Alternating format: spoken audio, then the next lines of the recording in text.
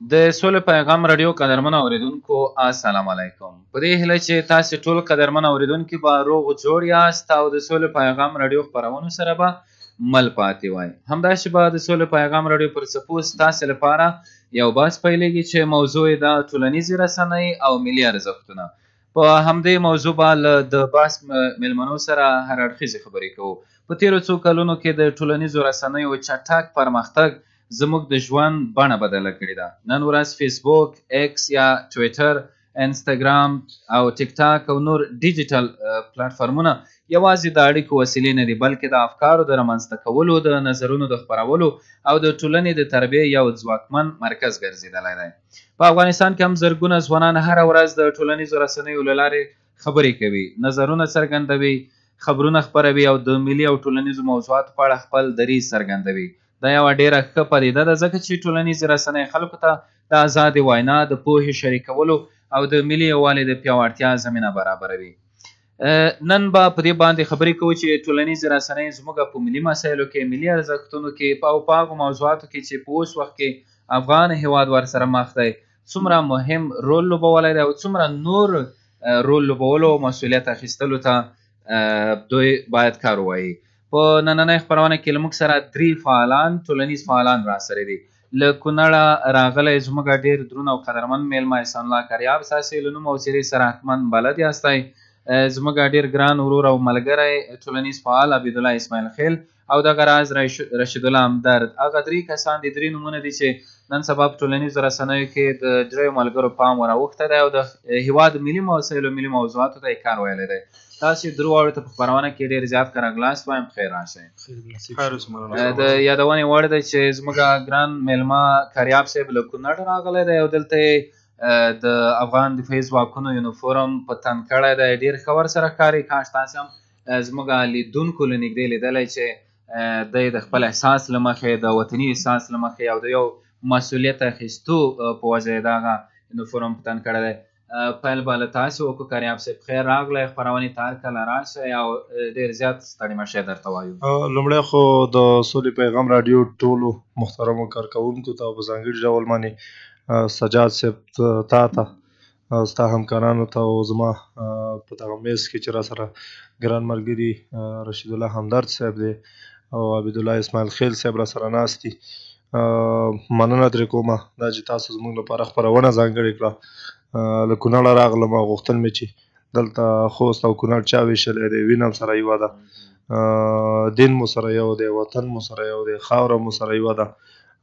کله کله خلک وایي کریابه فرضي کرښه په کونړ کې هم ده، وایي ته وایي هلته نه ځي. ما ورته ویلې راځه د خوست د خلکو سره، د کونړ د میلیونونو انسانانو، د مشرقي زون د میلیونونو انسانانو پیغام مې دلته راوړی دی او هغه پیغام دا دی چې خوستیان ځان له یو نه دي. دلته ورسره د ټول افغانستان خلک شریک دي او که په وطن باندې درد راځي نو ټول ورته حاضر دي چې د دغه درد لپاره یو دارو پیدا کړو او د وطن لپاره کار وکړو. مننه، خوشحاله اوسئ. لیدونکو ته څرګنده کړه چې نن د یونیفورم په تن دی، یعنې په یونیفورم کې راغلی. دا چې به زموږ بحث کې هم په همدغو موضوعاتو در سره غږېږو، په ملي موضوعاتو باندې، ملي مسایلو باندې او د ټولنیزو رسنیو په رول باندې لنډ معلومات ورکړه. د کوم احساس له مخې دی نن یونیفورم په تن دی؟ دا چې زموږ په وطن کې تېره شپه پاکستان پر افغان خاوره باندې تجاوز تیری وکړو، د نړیوالو قوانینو نقض یې وکړو، ځکه چې په یو هیواد هوایي حریم باندې تیری کې دا د هیواد د هوایي حریم باندې تیری دی. نو ما په همدې پار باندې دریشي مې په تن کړل او کفن مې د سر نه وتړو. د کونړ هغه سیمو ته لاړم چې هلته موږ د پاکستان سره فرضي کرښه، موقتي کرښه لرو او دلته چې هر نظام وي، هر څوک یې باید موږ د وطن نه په کلکه باندې دفاع وکړو. دا دریشي چې مې په تن کړله ما ته ډېر خلک وایي کاریابه څوک به دې مړ کړي. ما ویل کل نفس ذایقة الموت، هر نفس لپاره څکل د مرګ شته دی او دا مرګ چې دی بد وطن په سړي باندې ناڅاپه راځي. مننه کریاب صاحب، خوشحاله اوسئ. بس هم راګرځو، په اړونده موضوع باندې هم خبرې کوو. ټولنیزو رسنیو ته تاسو په کوم نظر ګورئ او د دې ترڅنګ په ملي مسایلو کې، په ملي موضوعاتو کې، ملي ارزښتونو کې څومره رول لوبولی شي؟ سجاد صاحب نن سبا خو دغه ټولنیزې رسنۍ دا ګلوبلایزیشن چې ورته وایي، وایي نړۍ د یو کلي او د یو بام حیثیت غوره کړی دی. همدغه انټرنیټ دی، همدغه واتساپ دی، همدغه فیسبوک دی، همدغه انسټاګرام دی، ټویټر دی، واتساپ دی، مسنجر دی، ټیک ټاک دی او نورې پلیټفارمونه دي چې نن سبا د یو کلیک په واسطه باندې په ټوله دنیا کې خلک خبرېږي. او دا چې دی نن سبا لکه تېر وخت کې چې که موږ او تاسو انټرنیټ ونه کاروو، د انټرنیټ نه لرې اوسو، نو طبعا دا ژوند ډېر موږ ته سخت دی، ځکه چې زموږ نیم ژوند چې دی د انټرنیټ سره تړلی دی. پخوا خو به خلکو رسنۍ نه پېژندلې، خلکو به د پاپیرس په ورقو باندې په معبدونو کې پاڼې زړورې او د هغې په واسطه باندې به خبر ترلاسه کوو چې په فلاني کلي کې واده دی یا د ولسوالۍ نه کوم پیغام راغلی دی یا بل شی راغلی دی، نو بیا به خلک د هغې په واسطه باندې خبرېدل. اوس کو ولسوالۍ کې د سره یا د ولسوال صاحب کاري یا د بل کوم ځوان د سره کاري، صرف تا ته زنګ ووایي چې کاریابه فلاني ځای ته راشه، اسداباد ته راشه یا خوست ته راشه، نو په یو زنګ باندې ته کولی شي چې رابطه وکړي او هغه خپل مشکل چې دی رفع کړي. نو دا د ټولنیزو رسنیو ارزښت دی. مننه، خوشحاله اوسئ. په ټولنیزو رسنیو کې په هر حالت کې ستاسې مبارزه موږ له نږدې څارلې ده، له نږدې مو لیدلې ده، همیشایي تعقیب او په دې برخه کې ځانګړی فعالیت د هېواد په کچه. نو بریاوې د غواړو بیا به هم راګرځو، تاسو سره به خبرې کوو. رشید الله همدرد هم یو له هغو کسانو څخه دی دوستانو چې په دې وروستیو کې ټولنیزو رسنیو ته کار ویلی، په خاص ډول په فیسبوک برخه کې ملي موضوعات، ملي مسایل او هغه څه چې د خلکو د ژوند سره تړلي موضوعات یې له خلکو سره شریکوي. نو ټولنیزو رسنیو ته په کوم نظر ګورئ همدرد صاحب، او په اوس وخت کې څومره ورته اړتیا ده؟ بسم الله الرحمن الرحیم. په لومړیو کې سجاد صاحب، تاسو په میز کې راسره کاریاب صاحب، اسماعیل هیل صاحب، د سولې پیغام راډیو ټولو درنو اوریدونکو ته سلامونه، نیک هیلې او احترامات وړاندې کوم. دا چې لکه څه رقم ته چې مخکې کاریاب صاحب یادوري وکړه چې اوس وخت کې نړۍ د کلي حیثیت غوره کړی دی. د هغې کلي حیثیت ته په کتو موږ تاسې لکه د هېوادونو په منځ کې چې څومره فاصله موجوده ده، د ولایتونو په منځ کې څومره فاصله موجوده ده، په اړیکو کې څومره فاصله موجوده ده، د دغې ټولو د نږدېتوب دپاره، د دغې ټولو ته د زر د رسېدنې دپاره الحمدلله موږ تاسې په دغې اوسني عصر کې خدای پاک ټولنیزې رسنۍ کړي دي چې ټولنیزې رسنۍ په ژوند کې مستقیما ډېر مثبت تاثیر لري. د مثبت تاثیر ترڅنګ به منفي تاثیرات هم ولري. هغه هر شی چې ډېر ښه وي هم په استعمال پرې فرق لري، ځکه څوک به ښه استفاده ترېنه کړي، څوک به هغې نه بده استفاده کړي. دغه ټولنیزې رسنۍ وي چې په اوس وخت کې که د هغې اوس یادورۍ ته یادوري وکړو چې اوس چې کله په افغانستان کې د افغانستان د ځواکونو د افغانستان په خاوره نه د پاکستاني پوځیانو سره جنګ ولګېدو، دغه ټولنیزې رسنۍ وي چې خپلو افغانانو ورونو ته، خپلو نظامیانو ورونو ته یو رقم ته مورال ورکړو. دغه ټولنیزې رسنۍ وي چې د هغې رسنیو د لارې خپلو نظامیانو ته، خپل دولت ته یو رقم ته ډاډ ورکړو او دا یې وښیله چې د وطن د ګوټ نه، د وطن د خاورې نه ولسونه د دولت تر څنګ ولاړ دي. د هغې سره په څنګ کې ټولنیزې رسنۍ نه یوازې چې په سیاسي ډګر کې، په اقتصادي ډګر کې، په اجتماعي ډګر کې، په کلتوري ډګر کې، په ورزشي ډګر کې او په علمي ډګر کې، په ټولو ډګرونو کې ځای په ځای ارزښت لري. ځکه ډېر ځوانان موږ تاسې وینو چې د هغې ټولنیزو رسنیو د لارې دی خپل درسونه تعقیبوي. ډېر خلک موږ وینو چې د هغې ټولنیزو رسنیو دی خپل هغه اجناس چې دی په لوس کې لري، یا په خپلو دوکانونو کې لري، یا په خپلو کاروبارونو کې لري، تجارتي ډګر ته وړاندې کوي په دغه میډیاو لارې. هغې لارې دی خپل عاید لوس ضروري.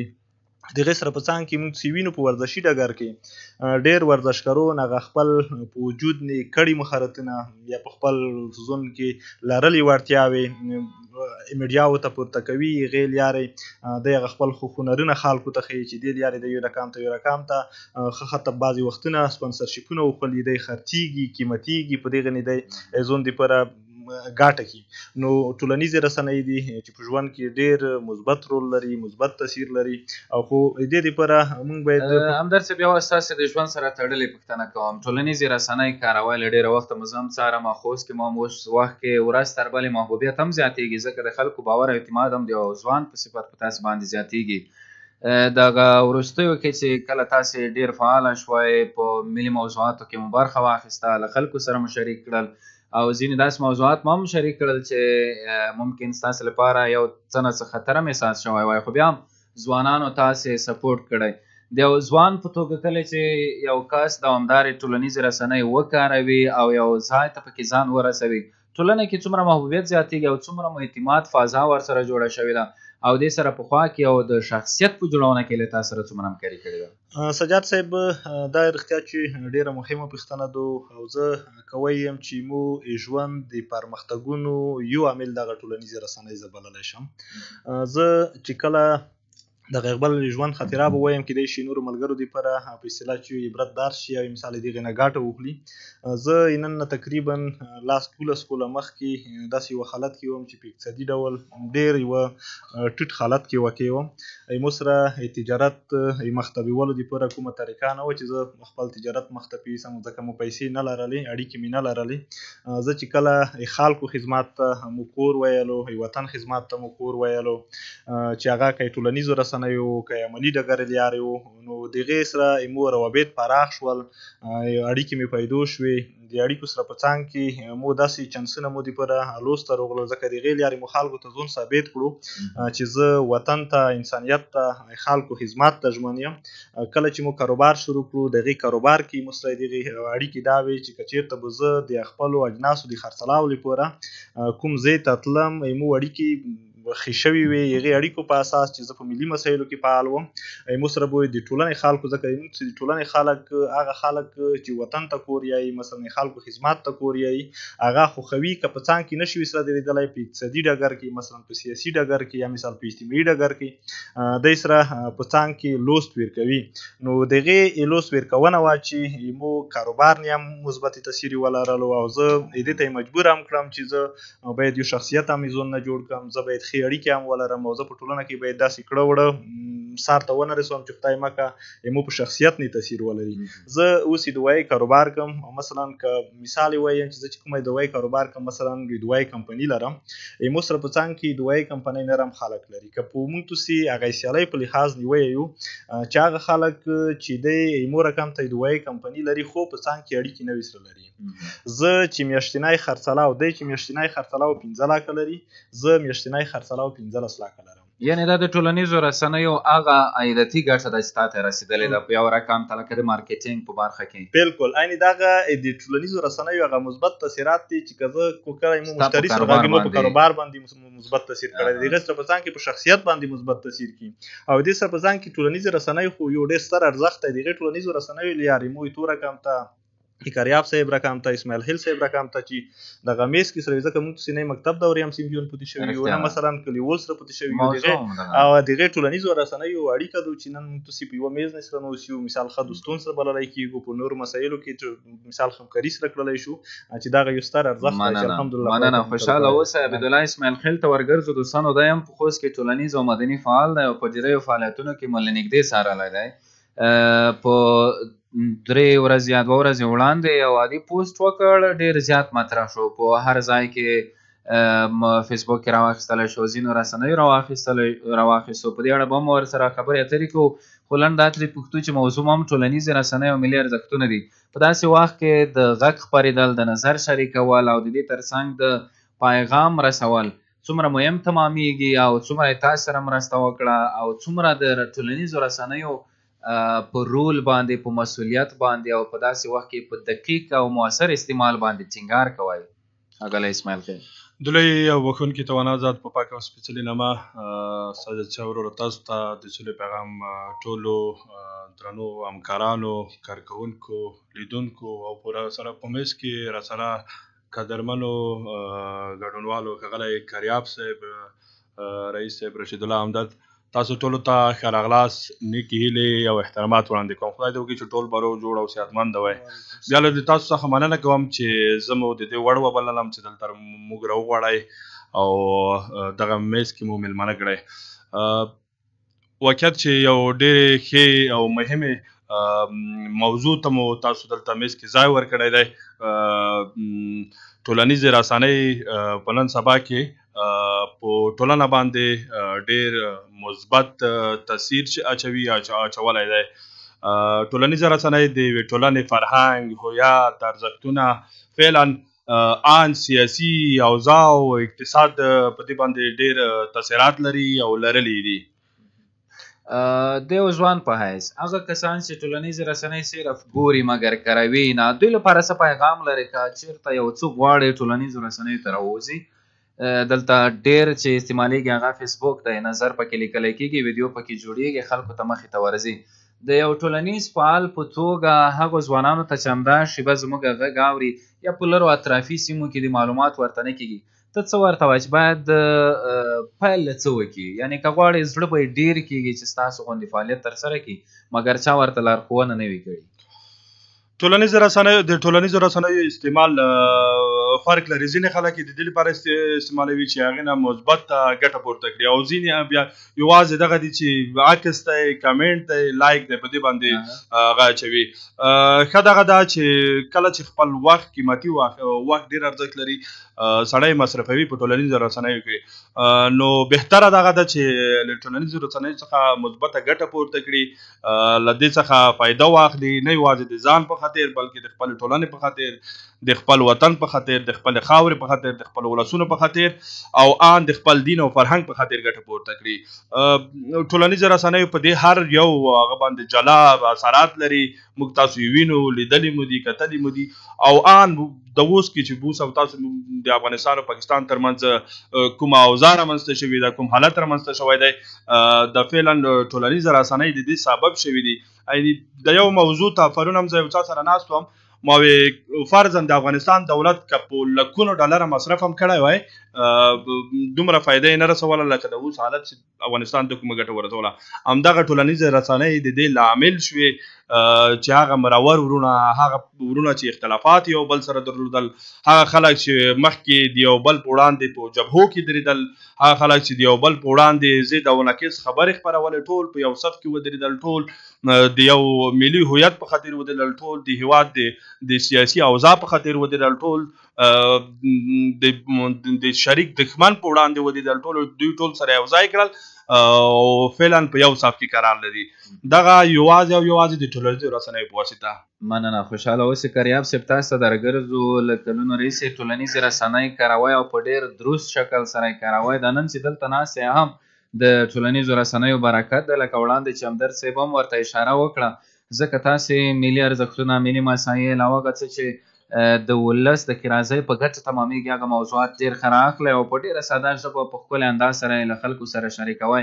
څومره در باندې خلک باور لري او څومره ستاسې معلومات رښتیني دي، ځکه په دې وروستیو کې د کونړ د زلزلې هغه انځور چې څه ډول اړتیا وه تاسې له ولس سره شریک کړ، خلکو سره مو شریک کړ، رښتینی انځور مو خلکو ته وړاندې کړ، اوس څومره یو باوري ادرس ګرځېدلی د ولس لپاره؟ سجاد صاحب، دا به ووایم، قرآن کې الله وایي چې دا دروغ چې دي که نه، دروغجن سړی د الله تعالی هم نه خوښېږي. نو پیغام دا دی چې په ټولنه کې باید دروغ ونه ویل، ځکه چې دروغ ویل انسان په ټولنه کې ډېر کمرنګه کوي او په ټولنه کې د انسان حیثیت ته صدمه رسوي.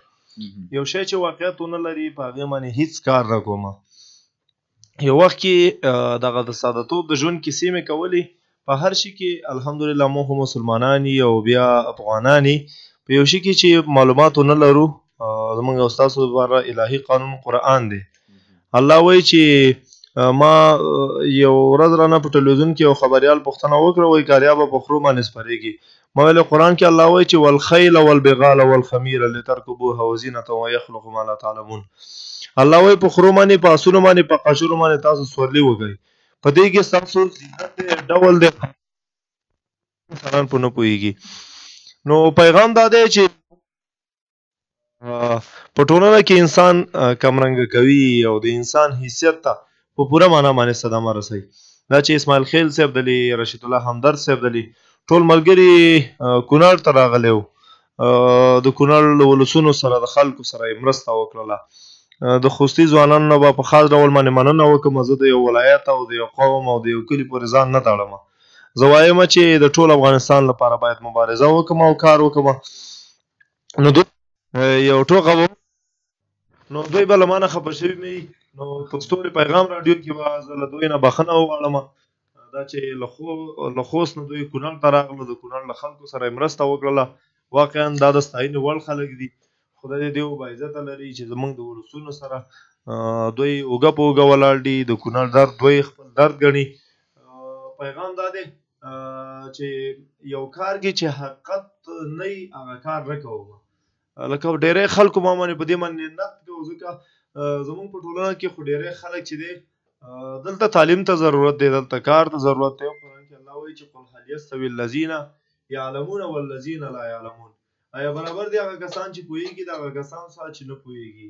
او یو شاعر وایي ډېر تفاوت شته په انسان کې د معنا په لحاظ، واړه لګیا دي ځینې ځان ځینې جهان جوړوي. نو زما پیغام دا دی چې د یو شي په اړه باندې باید تحقق وشي، او کاریاب چې دی هر څه چې وایي هغه به حقیقت لري. داسې کار نه کوم خدای نخواسته چې هغه زما شخصیت ته صدمه ورسوي. او دغه د قچرو او د خرو او د اسونو دغه چې مې راخیستی و په دې باندې مونږ تاسو وکتل. اولا ما یو ویډیو خپره کړې وه چې یو نظامي سره ټوپک په لاس کې دی او راکټ یې په اوږه باندې دی او هغه روان دی او په غرونو کې په همدغه قاچر او همدغه اس نه استفاده کوي. او موږ نن سبا پیغمبر صلی الله علیه وسلم په وخت کې کله چې به هغه جنګ ته تو نو هغې به د اسونو او د قشرو او دغه شیانو نه به استفاده کوله. او دا د سورلۍ په ډول باندې او د جنګ لکه د په جنګ احد کې، په بدر کې، په نورو غزواتو کې خلکو لکه په جنګي حالاتو کې باید له دغه سورلۍ نه استفاده وشي، ځکه چې نن سبا جنګ په یو ځای ته د موټر لاره نه وي، د اسونو او د قچرو لاره خو وي. نن سبا موږ او تاسو چې د غرونو نه پیټي راوړو په همدغه اسونو او قچرو باندې راوړو. نو زه حقیقتونه خپروم او داسې خبره نه کوم خدای نخواسته چې هغه لکه تېره ورځ مې ولیکل چې خوست ته ځمه، خو قرآن کې الله وایي ان العهد کان مسؤولا، هر سړی د خپلې وعدې مسؤول دی. کله چې وعده خلافي دې وکړله نو په ټولنه کې هغه ارزښت او اعتماد او د اعتماد فضا دې کمیږي. پیغام دا دی چې زه حقیقت وایم او تل په حقیقت باندې تمرکز کوم او تر هغې پورې د حقیقت نه کینم تر څو چې په پوره توان نه کینئ او توان په ځان کې پیدا کوم. یو کار هغې پورې نه کوم تر څو چې د هغې لپاره یو څه ونه لرم. زموږ د خپرونې د وروستۍ شېبې راورسېدې. ملي ارزښتونو، ملي مسایلو کې د ټولنیزو رسنیو رول څومره مهم بولئ او په دې برخه کې څومره کار ورته شوی. د هغه ځوانان چې خاموشه ناست دي څه نه کوي، هغوی ته مو څه پیغام دی چې باید په دا ډول اساسو شرایطو کې ترینګلو وختونو کې ټولنیزې رسنۍ په کوم ډول وکاروي؟ سجاد صاحب لکه سره کم ته چې مخکې مې یادوري وکړه چې اوس په عموم کې رسنۍ د انسان د شخصیت سره تړلې دي، د ټولنې سره تړلې دي، حتی د ټولو مسایلو سره تړلې موضوع بللی کېږي. چې ښه مثال مو مخکې هم یادوري ورته وکړه چې لکه د اوس وخت کې چې ملي مسله وه چې موږ تاسې په ایرازي تمامیت نه برید و، په خاوره مو برید و، په وطن مو برید و. په دغه کې ټولنیزو رسنیو هغه خپل ارزښت په نړیواله کچه، په ملي کچه او دا رقم ته موږ چې په داخل کې خلکو ته نړۍ ته وښیلو چې په ملي مسایلو کې ټولنیزې رسنۍ څومره ستر ارزښت لري. د دې لارې زموږ د ولسونو، زموږ د افغانانو، زموږ د خلکو هغه هیله، هغه ارمون او هغه احساس چې دی لرلو ټولې نړۍ ته څرګند کړو.